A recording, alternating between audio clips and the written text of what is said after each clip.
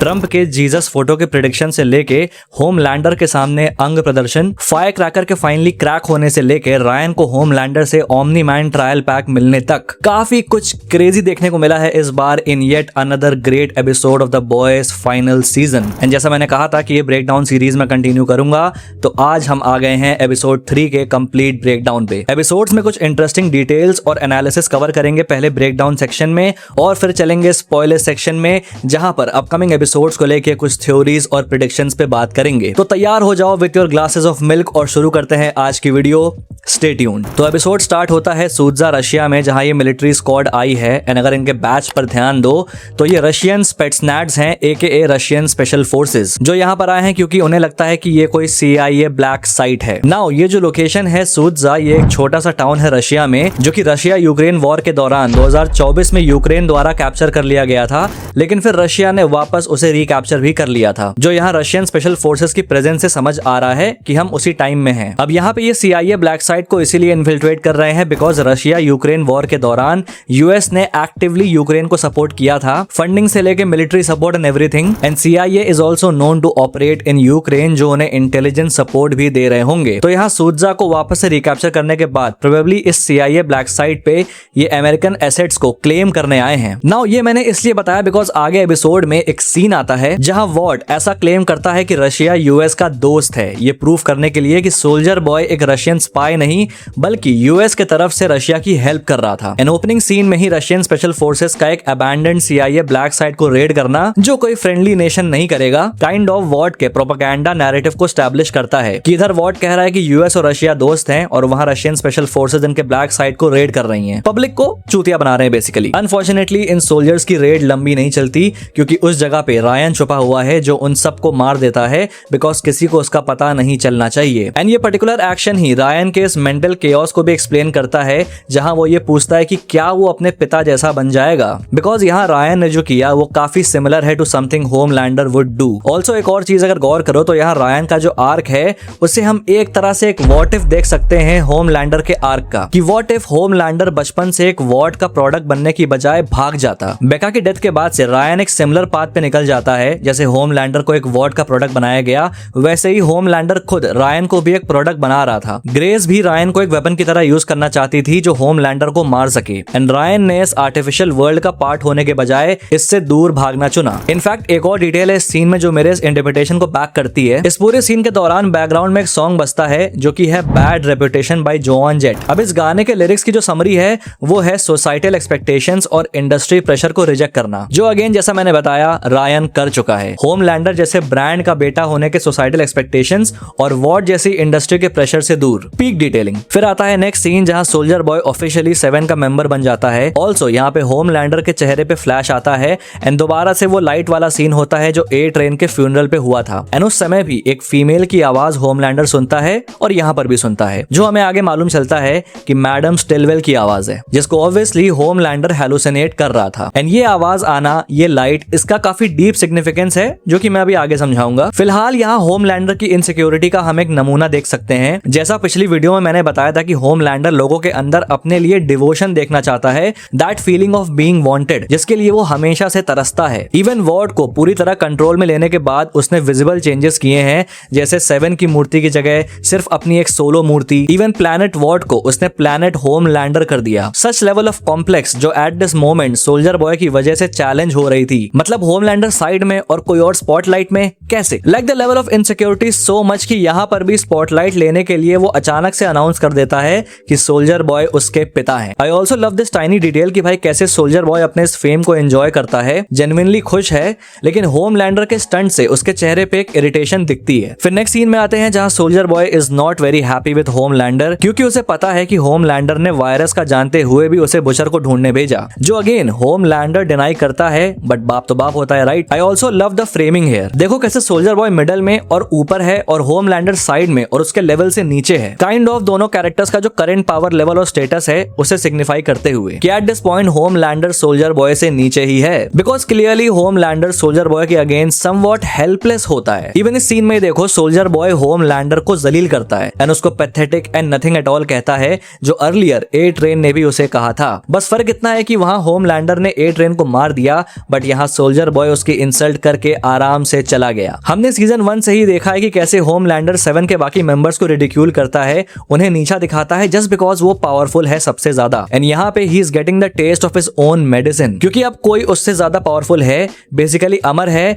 And वो अब Homelander को जलील कर रहा है एंड होमलैंडर कुछ नहीं कर सकता। इधर बॉयज हैरान है कि सोल्जर बॉय जिंदा कैसे बच गया एंड फिर डॉक्टर समीर V1 के बारे में बताता है। कंपाउंड V का पहला इटरेशन जो हाईली पोटेंट और अनस्टेबल था, द रीजन कि वो कुछ चुनिंदा स्यूप्स पे ही वर्क किया जो थे soldier boy, bomb site, torpedo, private angel और स्टॉर्म फ्रंट। एंड यहाँ एक टीज होता है बॉय सीरीज के नेक्स्ट शो वॉट राइजिंग का, जो एक प्रीक्वल सीरीज है 1950s में सेट, जहां सोल्जर बॉय के साथ ये बाकी सुपर हीरोज जिनके नाम लिए गए हैं वो हमें नजर आएंगे। अब V1 का टेस्ट सब्जेक्ट होने की वजह से ही सोल्जर बॉय वायरस को सर्वाइव कर गया था, जो यहाँ डॉक्टर समीर एक्सप्लेन करता है कि V1 के मॉलिक्यूल्स अलग हैं जिसकी वजह से वायरस बाइंड नहीं कर पाता है उसके साथ। एंड यही रीजन है कि वो और ये बाकी स्यूप्स एज भी नहीं करते। ऑल्सो यहाँ सोल्जर बॉय स्टॉर्म फ्रंट नाम नहीं पहचानता, बट सिस्टर सेज जब उसका ओरिजिनल नाम लिबर्टी लेती है तो यहाँ सोल्जर बॉय एक क्विक ग्लांस होमलैंडर की तरफ लेता है, as if he know something जो वो छुपा रहा है। अब जैसा हमें सीजन 3 में पता चला था कि सोल्जर बॉय और लिबर्टी का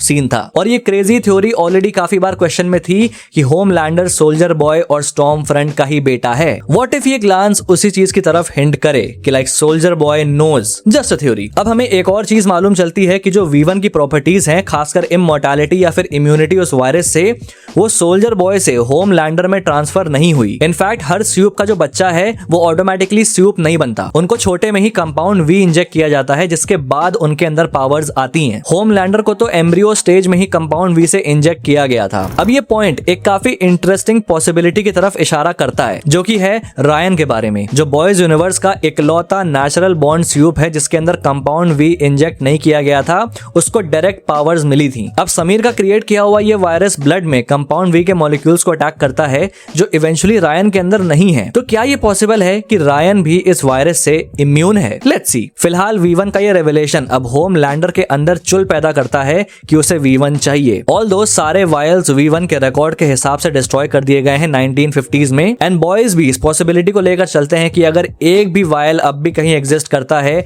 तो उन्हें वो होमलैंडर से पहले ढूंढना होगा। होमलैंडर V1 के थ्रू वायरस से इम्यूनिटी तो चाहता ही है, लेकिन एक और सब प्लॉट है जो हम सीजन 4 से देखते आ रहे हैं, वो है होमलैंडर की एजिंग, जहां एक स्यूप होने के बाद भी वो नॉर्मल ह्यूमंस की तरह एज कर रहा है, जहां हम उसे उसके ग्रे प्यूब्स को भी कलेक्ट करते हुए देख सकते हैं। एंड सोल्जर बॉय भी इस सीन में उसके ग्रे बुश को पॉइंट आउट करता है, उसकी एजिंग वाले एंगल को हम ऑडियंस को याद दिलाता है। एंड सोल्जर बॉय ने भी होमलैंडर को काइंड ऑफ ट्रिगर कर दिया ये कहते हुए कि वो बुढ़ा हो जाएगा और वो खुद 7 को लीड करेगा। तो इन सब के चलते होमलैंडर के अंदर V1 पाने की अर्जेंसी और ज्यादा है, क्योंकि वो अपनी एजिंग को भी काउंटर करना चाहता है। दूसरी तरफ बॉयज V1 की सर्च की शुरुआत करते हैं स्टैन एडगर से मिलके, एंड अपेरेंटली इनकी मीटिंग को मरी मुरो ने ही सेटअप किया है। एंड हम वापस स्टैन के उसी बंकर में जाते हैं जो अर्लियर हमने जेन V सीजन 2 में देखा था। एंड यहाँ सरप्राइजिंगली ह्यूई का सामना होता है ट्रांसलूसेंट के बेटे मैवरिक से, बट स्टैन एडगर ने मैवरिक को यह बता रखा है कि होमलैंडर ने उसके पिता को मारा, जबकि एक्चुअल में इट वाज ह्यूई। यहाँ मैवरिक को हम इनविजिबल फोर्स 2 की शर्ट पहने हुए देख सकते हैं। ये उसके डैड की मूवी है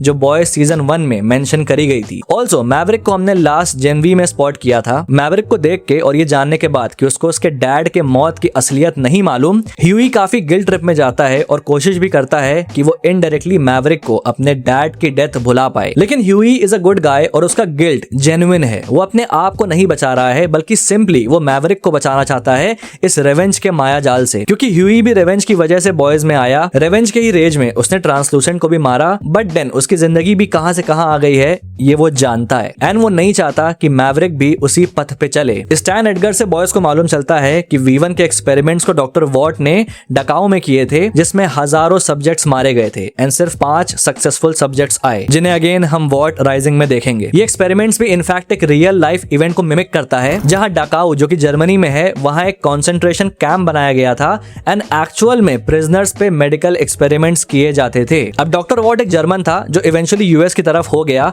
बट उसके बाद भी वॉट ने अपने बनाए V1 को यूएस सर्विसमैन मतलब कि यूएस सोल्जर्स पे टेस्ट करना शुरू कर दिया। Again drawing parallels to the real events, जहां 1970s तक यूएस में अनएथिकल एक्सपेरिमेंट्स होते थे सोल्जर्स पे। लेकिन हाँ, बॉयज के यूनिवर्स में डकाऊ को लेके हर एविडेंस मिटा दिया गया है, कोई ट्रेल नहीं है, तो ये ऑलमोस्ट इम्पॉसिबल बनाता है V1 के वायल को ढूंढना या इवन उसका फॉर्मूला पाना। ऑल्दो स्टैन एडगर की दी हुई फाइल्स फाइल्स में फोर्ट हार्मनी का मेंशन कई जगह होता है जो वॉर के बाद अबैंडन कर दी गई एंड पॉसिबली वही जगह है जहां पर वॉट अपने V1 के एक्सपेरिमेंट्स कर रहा था, जैसा यहां पर MM अपनी फाइंडिंग से बताता है। बॉयज ट्रेलर में भी हम होमलैंडर और सोल्जर बॉय को इसी जगह पे जाते हुए देख सकते हैं। फ्रेंची भी इन फाइल्स में लिखे हुए कुछ रिडैक्टेड टेक्स्ट को अनकवर करता है जिसमें लिखा था कि फोर्ट हार्मनी के ही जंगल के पास कुछ बॉय स्काउट्स मरे मिले थे और उनके रिब केजेस ओपन थे, विच clearly is not normal and इस बात की तरफ इशारा करता है कि फोर्ट हार्मनी ही वो जगह है जहां V1 के एक्सपेरिमेंट्स हो रहे थे। ऑल्सो जेन V सीजन 2 के ओपनिंग सीन में हम ये सीक्रेट लैब देख सकते हैं जहां गोडोल्किन और बाकी साइंटिस्ट एक्सपेरिमेंट कर रहे हैं प्रोजेक्ट ओडेसा को लेकर। व्हाट इफ ये फोर्ट हार्मनी हो, क्योंकि इस सीन में जो ईयर है वो 1967 है which is very close to the year जो कि फोर्ट हार्मनी वाली फाइल्स में मेंशन किया गया है। ऑल्सो एक और चीज, जैसा हमको मालूम चलता है कि V1 के सिर्फ 5 सक्सेसफुल सब्जेक्ट्स हैं एंड V1 की वजह से उनकी उम्र नहीं बढ़ी, तो might be Gen V season 2 में जो गोडोल्किन अपने अंदर इंजेक्ट करता है वो भी V1 ही हो, क्योंकि वो जल तो जाता है लेकिन काफी समय तक जिंदा रहता है एंड जब मरी उसको ठीक कर देती है तो वो एग्जैक्टली वैसा ही दिखता है जैसा कि 1967 में था। तो ये इस थ्योरी को और पॉसिबल करता है कि ये लोकेशन फोर्ट हार्मनी हो सकती है। बाकी एक और चीज है लेकिन उसको स्पॉइलर सेक्शन में देखेंगे। इधर होमलैंडर एक कंप्लीट मेंटल ब्रेकडाउन की तरफ बढ़ता है जहां Homelander Vogel bomb, soldier boy, Stan Edgar and even A train की कई ह्यूमिलिएटिंग बातों को याद करता है। बेसिकली होमलैंडर के लिए चीजें कंप्लीटली ऑपोजिट जा रही हैं। जितना डिवोशन, जितनी रिस्पेक्ट वो लोगों से कमांड करना चाहता है, टाइम ओवर टाइम वो खत्म होते जा रही है। The only thing Homelander craves for, और वही चीज उससे छिनती जा रही है। एंड इस ब्रेकडाउन के चलते वो मैडम सिटवेल को अपने सामने गॉडली फिगर के रूप में हेलुसिनेट करना स्टार्ट कर देता है। एंड ये हेलुसिनेशन ऑलरेडी फोरशैडो किया जा रहा था एपिसोड 2 से, जहां ए ट्रेन के फ्यूनरल के दौरान होमलैंडर के चेहरे पे ये गॉडली लाइट आती है एंड वो सिटवेल की आवाज सुनता है। एंड फिर थर्ड एपिसोड में फिर से वही होता है जब सोल्जर बॉय को मेडल मिलता है। अब यहाँ पर एक पैटर्न नोटिस किया, ये दोनों इंस्टेंसेस एग्जैक्टली उस समय होते हैं जब होमलैंडर के सामने कोई दूसरा लोगों द्वारा उससे ज्यादा सराहा जा रहा हो, उससे ज्यादा प्यार मिल रहा हो, जैसे यहाँ ए ट्रेन और यहाँ पे सोल्जर बॉय। तो यहाँ जो इंफीरियोरिटी कॉम्प्लेक्स होमलैंडर एक्सपीरियंस करता है वही उसके इस हेलुसिनेशंस को ट्रिगर कर रही होती है। एंड इवेंचुअली जब वो पूरी तरह ओवरवेल्म हो जाता है इस ह्यूमिलिएशन से, तो वो एक प्रॉपर रूप में उसके सामने आती है। एंड आई लव्ड कि ये कितना बड़ा कोइंसिडेंस है कि ट्रंप ने अपनी एक AI पिक अपलोड करी जहां पर he is Jesus and next day boys के एपिसोड में हम एक सिमिलर इमेजरी देख रहे हैं। नॉट टू फॉरगेट कि बॉयज सीजन 5 की शूटिंग ऑलरेडी 2025 में हो चुकी है। आई मीन इस लेवल का प्रेडिक्शन या कोइंसिडेंस कैसे हो सकता है? इवन कलर स्कीम भी सेम है। क्रेजी। गेटिंग बैक, सीजन 4 में होमलैंडर के हेलुसिनेशंस ऑलरेडी स्टार्ट हो गए थे जहां वो खुद से बात करने लगा था, लेकिन this is the peak deterioration of his mental state जो यहाँ पर मैडम स्टेलवेल की बातों से झलकता है। बिकॉज लेट्स नॉट फॉरगेट कि ये होमलैंडर की हेलुसिनेशन है एंड जो भी यहाँ पे सिटवेल बोल रही है वो होमलैंडर के अपने थॉट्स हैं जो इस हेलुसिनेशंस के थ्रू अपने तरफ वो डायरेक्ट कर रहा है। सिटवेल कहती है कि उसके एसेंड करने का समय आ गया है, इमॉर्टल बनने का, एक गॉड जिसको दुनिया का सारा प्यार मिले। I mean all of this is something जो होमलैंडर अपने लिए डिजायर करता है। वो बस इस हेलुसिनेशन के थ्रू सबकॉन्शियसली उसे अपने डेस्टिनी या अपने नियति के रूप में जस्टिफाई कर रहा है। आगे सिटवेल ये भी कहती है कि वो जीसस से ज्यादा प्यार डिजर्व करता है क्योंकि वो जीसस से ज्यादा लोगों को बचाता है। And this is pretty ironic considering कि होमलैंडर बचाने में ही सबसे पीछे है and he has caused more deaths than saving people. So again this further explains कि सिटवेल की कही हर बात वो सब है जो होमलैंडर अपने बारे में सोचता है। फिर आगे सिटवेल उसे बताती है कि उसे उन सबको मारना होगा जो उसके लिए अनफेथफुल हैं या उसे हेट करते हैं। एंड जब ऐसे लोग जो उससे नफरत करते हैं वो खत्म हो जाएंगे तो दुनिया में सिर्फ वो बचेंगे जो उससे प्यार करते हैं, making him a true God. Again ये होमलैंडर की थिंकिंग है जो हम सीजन 2 में देखते भी हैं, जहां जब पब्लिक उसकी तरफ लीन नहीं करती तो वो उन सबको खत्म करने को इमेजिन करता है। तो ये सोच उसके अंदर हमेशा से थी लेकिन अब वो एक गॉडली लेवल पे आ चुकी है। आई मीन होमलैंडर डिल्यूजनल तो था ही लेकिन अब एक अलग लेवल के डिल्यूजन पे जा चुका है जो यहाँ पर उसके और सोल्जर बॉय के बीच कन्वर्सेशन में भी समझ आता है, जहां वो एंजल और डेस्टिनी जैसे शब्द यूज करता है एंड उसे अब हर हाल में V1 चाहिए। बट आई बिलीव कि V1 से पहले होमलैंडर को थेरेपी चाहिए। दूसरी तरफ हमें यह भी पता चलता है कि जोई और रायन एक दूसरे से कांटेक्ट में हैं एंड जोई बुचर को ट्रैक करके उसे मारने का प्लान कर रही है। But Ryan does not go along with it जो जोई को पसंद नहीं आता बिकॉज समवेयर रायन के अंदर एक कॉन्फ्लिक्ट है रिगार्डिंग बुचर जो उसका एक फादर फिगर है। एंड उसी समय वहां बुचर आता है एंड रायन का ये डायलॉग देखो, You think I couldn't smell the tank array in your breath? जो ये दिखाता है कि he was very well aware कि बुचर वहां पर है, बस ही चूज नॉट टू टेल जोई। एंड इट सीम्स ये चीज आगे चल के रायन और जोई के रिलेशन को स्ट्रेन करेगी। अब यहाँ पे थोड़ी नोक झोंक के बाद रायन और बुचर एक पब में जाते हैं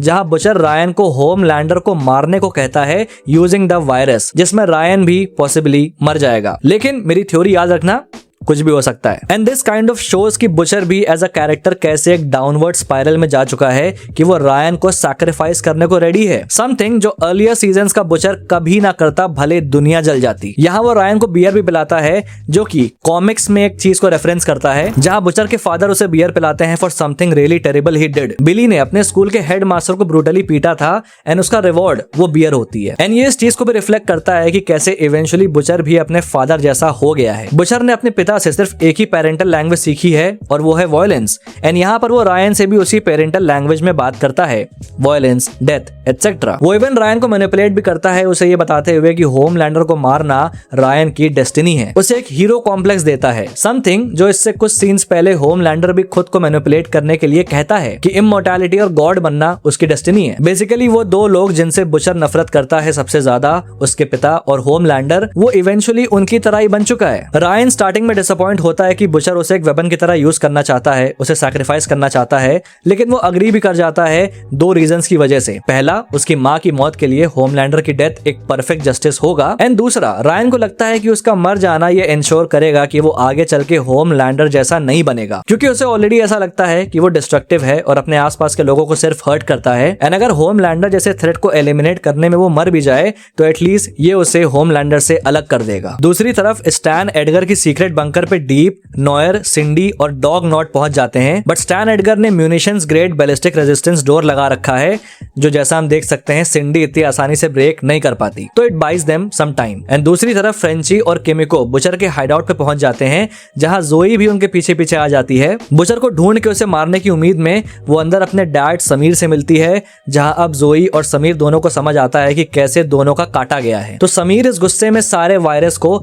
नष्ट कर देता है, बट गुस्से के अलावा ये उसकी बेटी के लिए प्यार भी है, बिकॉज वो अभी तक उसे मरा हुआ समझ रहा था। इसी वजह से वो वायरस को बनाने के लिए रेडी भी हुआ, बिकॉज उसका कोई अपना बचा ही नहीं है जिसको इससे खतरा हो। तो काइंड ऑफ कोई होल्ड बैक करने वाली चीज नहीं है, लेकिन अब है। एंड एट दिस पॉइंट वो बॉयज पे ट्रस्ट नहीं कर सकता, तो इसी वजह से वो सबसे पहला काम करता है वायरस को डिस्ट्रॉय करना। एंड ऐसा करने के बाद वो जोई को लेके जा रहा होता है और फ्रेंची उसे धमकाता है, but Kimiko makes a different choice, वो उन्हें जाने देती है। देखो यहाँ पे केमिको क्या कहती है, She should grow up like a kid, not like us. Chemico का बचपन जैसा हमने देखा बहुत हार्श था, जहां उसको एज अ वेपन बड़ा किया गया था, एंड वो ये सेम चीज जोई के साथ होते हुए देख सकती है। स्टैन एडगर कितना भी प्यार जता ले, बट डेफिनेटली वो जोई को as a formidable weapon use करता है जिसको वो कंट्रोल कर सकता है, जो हम जेनवी से देखते आ रहे हैं। एनीवे इस एपिसोड के सीन में भी हम ये देख सकते हैं कि कैसे वो उसको as means of intimidation use करता है बॉयज के अगेंस्ट। इतना ही प्यार था अपनी नाती से, तो उसके थ्रू लोगों को जान से ना मरवाता। Like come on, Stan Edgar कोई संत नहीं है, उसके लिए हर कोई is a means to his own end. Even boys की हेल्प वो कर रहा है इस उम्मीद में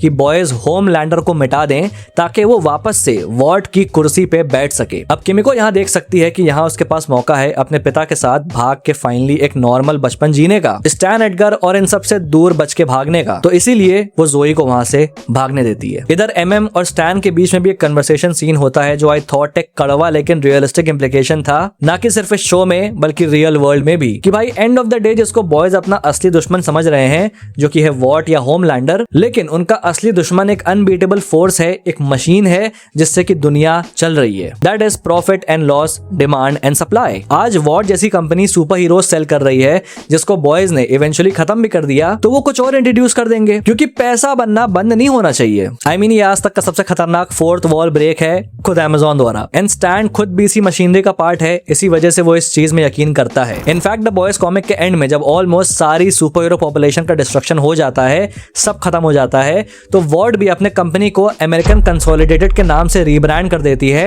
एंड एक वेपन्स कॉन्ट्रैक्ट कंपनी बन जाती है। तो मतलब सब कुछ खत्म होने के बाद भी वो पैसा बना रही है, वो कोई एक्चुअल रिपरकशन फेस नहीं कर रही है अपने कर्मों का। इधर दूसरी तरफ होमलैंडर प्योरली V1 पे फोकस करता है एंड वॉर्ड के सारे रिसोर्सेज को भी V1 के सर्च में और उसके फॉर्मूले को रिक्रिएट करने में लगवा देता है, एंड एनिमल टेस्टिंग को स्किप करके डायरेक्ट ह्यूमन ट्रायल्स पे एम्फेसिस डालता है है जिसके लिए वो फ्रीडम कैंप में कैद लोगों को टेस्ट सब्जेक्ट्स बनाने में सजेस्ट करता है। I mean the man has completely lost it. यहाँ पर हम एक एडवर्टाइजिंग चलते हुए देख सकते हैं होमलैंडर यूथ का, अगेन एक पैरेलल हिटलर यूथ से, जहां हिटलर यंग लोगों को नाजी पैरामिलिट्री में रिक्रूट करवाता था अपनी आइडियोलॉजी, प्रोपेगेंडा और रेसिज्म को और बढ़ावा देने के लिए। यहाँ भी काइंड ऑफ सिमिलर हो रहा है, कुछ बच्चों से वॉइस एक्टिंग करवाई जा रही है जो इनडायरेक्टली वॉर्ड के प्रोपेगेंडा को सेल कर रहे हैं। What are you drinking? Certainly not your milk।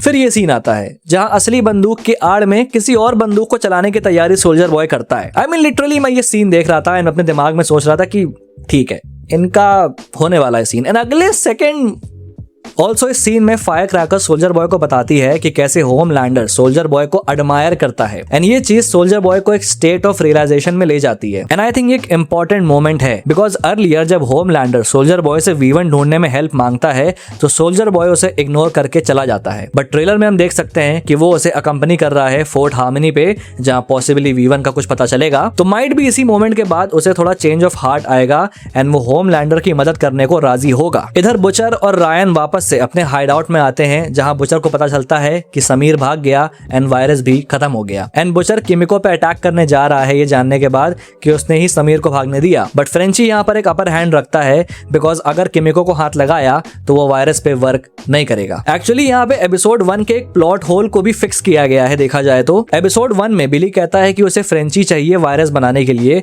But जब वो फ्रेंची और सबको फ्रीडम कैंप से बचा के लाते हैं तो पता चलता है कि समीर ने ऑलरेडी वायरस को परफेक्ट कर दिया है। तो ये सवाल आता है कि भाई फ्रेंची को बचाया ही क्यों जब वायरस ऑलरेडी रेडी था। वेल अब उस चीज का जस्टिफिकेशन यहाँ पे हो गया क्योंकि समीर के फॉर्मूले को फ्रेंची ही रेप्लिकेट कर सकता है। और यहाँ रायन और बुचर में फिर से नोकझोंक हो जाती है जब रायन होमलैंडर के पीछे जाने को कहता है, जहां बुचर रायन को ये बता देता है कि उसने डेस्टिनी वाली बकवास उसे सिर्फ कन्विंस करने के लिए करी थी एंड वायरस के बिना होमलैंडर के सामने जाना रायन के लिए एक सुसाइड है। Well he was not wrong दो। इधर स्टैन एडगर के बंकर में द बॉयज मैवरिक की मदद से डीप, नॉयर और बाकी सबको हराने की कोशिश करते हैं, बट डॉग नॉट मैवरिक को उसके डियो की स्मेल से पकड़ लेता है and to make things worse Deep Maverick को उसके पिता की मौत का सच बता देता है, जिससे गुस्से में आके मैवरिक बंकर का दरवाजा खोल देता है। अब सब स्केप करते हैं बट स्टैन एडगर एंड में आते आते अपना हरामीपना दिखा देता है और बॉयज को बंकर में कैद कर देता है। ऑल्दो वो खुद भी पकड़ा जाता है नॉयर द्वारा, बट ठीक है। I mean, instant karma, but fuck. And इधर डीप उसी गैस ग्रेनेड को यूज करके नॉयर को बेहोश कर देता है बिकॉज वो स्टैन एडगर को पकड़ने का पूरा श्रेय चाहता है होमलैंडर को इम्प्रेस करने के लिए। Also loved his number plate into Deep. इधर डॉग नॉट और स्टारलाइट के बीच फाइट होती है जहां mango spray saves the day and दूसरी तरफ ह्यूई और मैवरिक की फाइट चल रही होती है। ह्यूई उससे माफी मांगता है and just to make him feel better ये भी बताता है कि उसने भी अपने बाप को मारा जैसा हमने लास्ट सीजन में देखा। ऑब्वियसली ये सेंटी मारना असफल होता है एंड इसी लड़ाई के बीच में सिंडी आती है जो टारगेट टू ह्यूई को कर रही होती है, बट सामने मैवरिक होता है जो एक्सप्लोड हो जाता है एंड इनविजिबल होने की वजह से वो सिंडी को नहीं दिखता एंड अगले सेकंड स्टारलाइट सिंडी को खत्म कर देती है। ऑल्दो यहाँ पर कुछ मोमेंट्स के लिए जो एक फेक आउट क्रिएट किया गया व्यूअर्स के लिए जिसमें हमें ऐसा लगा कि भाई ह्यूई मर गया। इवन स्टारलाइट के एक्सप्रेशन से ऐसा ही लगा। For a moment I really thought कि भाई ये तो कुछ ज्यादा ही अनएक्सपेक्टेड हो गया, बट ट्रांसलूसेंट और उसके बेटे का सेम तरीके से मरना काइंड ऑफ ट्रैजिक और सैड है। फिर फाइनली रायन और होमलैंडर का कन्फ्रंटेशन होता है और यहाँ होमलैंडर ये अज्यूम करता है कि रायन उससे माफी मांगने आया है, रिकंसाइल करने आया है, but Homelander does not care about it anymore. जैसा वो खुद कहता है रायन से कि अब तुम फ्री हो। सी होमलैंडर अर्लियर सीजन्स में रायन को एक पब्लिक फिगर के तौर पे प्रेजेंट कर रहा था, क्राउड के बीच में जाना, टीवी शोज में लाना, बिकॉज उसके लिए रायन सिर्फ एक जरिया था अपनी लेगेसी को प्रिजर्व करने का, बिकॉज वो एज कर रहा था एंड ही न्यू कि उसका प्राइम टाइम लिमिटेड है। बट अब सिंस होमलैंडर को ऐसा लग रहा है कि वो इमॉर्टल होने वाला है तो he does not care about Ryan anymore क्योंकि अपनी लेगेसी वो अब खुद मेंटेन रखेगा। अगेन होमलैंडर कितना हॉरिबल है ये चीज दर्शाती है। आई मीन आई बिलीव कि उसका रायन के लिए केयर और प्यार इनिशियली जेन्युइन भी हो सकता है, but ultimately it's all about Homelander himself. But Ryan यहाँ सिर्फ बदले के इंटेंशन से आया है एंड वो होमलैंडर को कन्फ्रंट करता है अपनी माँ के ऊपर किए गए फिजिकल असॉल्ट को लेकर, जो अगेन होमलैंडर डिनाई करता है, बट रायन उसकी हार्ट बीट सुन सकता है। जो यूजुअली होमलैंडर सबके साथ करता है, उनकी हार्ट बीट सुन के उनसे झूठ पकड़ना, उनका डर पकड़ना, पहली बार किसी और ने ये चीज उसके साथ करी। और फिर एक फाइट होती है जो काइंड ऑफ वन वे ही होती है and Homelander goes on full omni man mode on Ryan. फिर होमलैंडर वापस वॉर्ड जाता है जहां वो ऐसे पेंटिंग को निहारता है। ये पेंटिंग जो हम देख रहे हैं वो एक्चुअली में इमैनुअल ल्यूट्स की Washington crossing the Delaware painting है, जहां वॉशिंगटन की जगह होमलैंडर खड़ा है। Now this again is very symbolic, क्योंकि ये जो ओरिजिनल पेंटिंग है वो ये एस्टैब्लिश करती है कि जॉर्ज वॉशिंगटन अमेरिका को एक नए रेकनिंग की तरफ लीड कर रहा है, एक नए और बेटर वर्ल्ड की तरफ। एंड होमलैंडर भी अपने आप को एक गॉडली फिगर की तरह देखता है जो अगेन एक नए वर्ल्ड को रेकन करेगा। सो यहाँ समझ आता है कि उसने अपने आप को इस पेंटिंग में क्यों रखा है। एंड उसके सामने स्टैन एडगर भी आता है, जिसको ऑब्वियसली होमलैंडर ने V1 के सिलसिले में ही किडनैप करवाया है। ऑल्दो ये मुलाकात क्या रुख लेगी, that remains to be seen, क्योंकि आई एम एक्सपेक्टिंग कि स्टैन एडगर अपने डिमीनर और एटीट्यूड को जाने नहीं देगा। एंड अगर पिछली बार की तरह उसने फिर से होमलैंडर को इंसल्ट किया तो इस बार होमलैंडर पक्का उसे मार देगा। ऑल्दो आई वांट कि भाई उसे MM मारे। एनी भी द बॉयज से अलग हो जाती है बिकॉज उसे लगता है कि वो अगर ह्यूई के पास रही तो ह्यूई मरेगा। एंड लास्टली बुचर रायन के पास पहुंच जाता है, क्योंकि अर्लियर वो उसके कोर्ट में एक GPS ट्रैकर रखता है जिसको फॉलो करते हुए वो उसकी लोकेशन पे पहुंच जाता है। रायन जिंदा है बट क्रिटिकली इंजर्ड। और इस इंसिडेंट के बाद से रायन और होमलैंडर की स्टोरी तो भाई खत्म है, चाहे बुचर कितना बुरा हो, बट अब रायन होमलैंडर के साइड तो नहीं जाने वाला। तो अब आगे क्या चीजें और कैसे हो सकती हैं उसके लिए फाइनली आते हैं स्पॉयलर्स सेक्शन में, जहां अपकमिंग एपिसोड्स को लेकर कुछ प्रेडिक्शंस और थ्योरीज होंगी based on what we have seen so far. फिर से बता दूं पोटेंशियल स्पॉयलर्स होंगे, तो अगर अवॉइड करने हैं तो आगे मत जाना। तो लास्ट टाइम जैसा मैंने बताया कि होमलैंडर और सोल्जर बॉय यहाँ फोर्ट हार्मनी में जाएंगे V1 का पता करने। एंड अब लेटेस्ट एपिसोड में we have a clean clue कि उनको इसके बारे में मालूम कैसे चलेगा। स्टैन एडगर जो वापस से होमलैंडर के पास आ चुका है एंड वो ही डेफिनेटली होमलैंडर को फोर्ट हार्मनी के बारे में बताएगा, जिसके बाद वो सोल्जर बॉय के साथ यहाँ आएगा। But they won't be alone. ये पर्टिकुलर सीन देखो, जहाँ ध्यान दो तो सामने एनिमल्स की लाशें पड़ी हैं और यहाँ बिली बुचर, MM और बाकी बॉयज खड़े हैं। अब अगर इधर बिल्डिंग पे ध्यान दो तो yes this is fort harmony, जहां पर ये लोग भी पहुंच गए हैं। बट यस ये आइदर होमलैंडर के पहले पहुंचे हैं या उसके बाद पहुंचे हैं। अब इन एनिमल्स की बात करें तो भाई दो थ्योरीज है मेरे पास। आइदर इनका ये हाल होमलैंडर ने ही किया है, पर क्यों? वेल इट इज पॉसिबल कि ये वो एनिमल्स हैं जिन पर V1 के एक्सपेरिमेंट हुए हों एंड वो थोड़े सुपर एनिमल्स हों जो हम प्रीवियस बॉयज सीजन्स में देख चुके हैं, super animals and also animals के ऊपर एक्सपेरिमेंट होते हुए भी। सो माइट भी जब होमलैंडर और सोल्जर बॉय यहाँ पर आए तो ये एनिमल्स को एक्सीडेंटली आजाद कर दें जो होमलैंडर पे अटैक करें एंड होमलैंडर सबको मारे। दूसरी थ्योरी ये है कि माइट भी ये कोई दूसरी एंटिटी या कोई ऐसा स्यूप देखने को मिलेगा जो फोर्ट हार्मनी में कैद हो और होमलैंडर की वजह से आजाद हो जाए। याद करो जब फ्रेंची उन स्काउट्स की बात करता है जिनकी लाशें 1963 में फोर्ट हार्मनी के पास जंगल में मिली थी और उनके रिब्स ओपन थे, तो व्हाट इफ वो किसी V1 सब्जेक्ट द्वारा किए गए हों एंड वो फोर्ट हार्मनी में कैद हो जो इवेंचुअली आजाद हो जाए एंड उसने ये कहर मचाया। थ्योरी स्टारलाइट, मरी और जॉर्डन वाला सीन भी जो हमने ट्रेलर में देखा था वो आई बिलीव इसी पार्ट के बाद होगा जब स्टारलाइट बॉयज से अलग उड़ के चली जाएगी।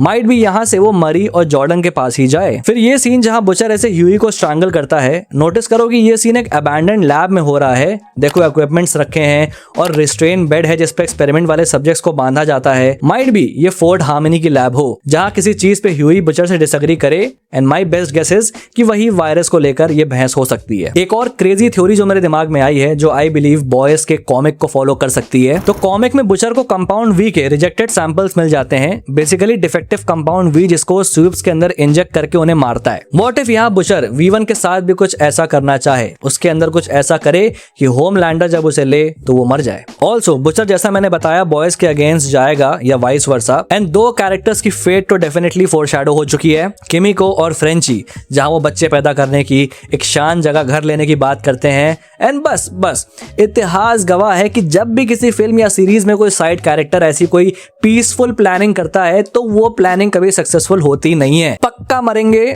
आइदर दोनों मरेंगे या दोनों में से कोई एक मरेगा। फिर ये सीन जहां होमलैंडर के लेजर 10 फोल्ड्स पावरफुल दिख रहे हैं, this is definitely the part जहां वो V1 ले लेगा। यहाँ साइड में उसके पॉसिबली सोल्जर बॉय खड़ा है। अब V1 लेने के बाद इट इज पॉसिबल कि होमलैंडर सोल्जर बॉय को जान से मारने की कोशिश करे, बिकॉज होमलैंडर तो इमॉर्टल बन गया बट वो सोल्जर बॉय को रहने नहीं दे सकता, बिकॉज ऑब्वियसली उसका इकलौता कंपटीशन अब सोल्जर बॉय ही है। ट्रेलर में ये सीन देखो जहां सोल्जर बॉय अपने रेडिएशन पावर्स यूज कर रहा है। This can be the scene जहां होमलैंडर और सोल्जर बॉय का कन्फ्रंटेशन हो, बिकॉज होमलैंडर ऑलरेडी सनक चुका है एंड V1 मिलने के बाद there is no stopping him. तो भाई यहाँ पे खत्म होती है द बॉयज एपिसोड 3 की ब्रेकडाउन वीडियो। बाकी मुझसे कोई डिटेल मिस हो गई हो तो उन्हें कमेंट्स में लिख के बताना और तुम्हारी अपनी क्या थ्योरीज हैं अपकमिंग एपिसोड्स के लिए उन्हें भी लिख के जरूर से बताना। और अगर ये वीडियो पसंद आए तो भाई लाइक करना और हाई पॉइंट्स देना मत भूलना। Till then, this is your Pop Culture Nut signing off. We'll see you guys in the next video and thanks for watching.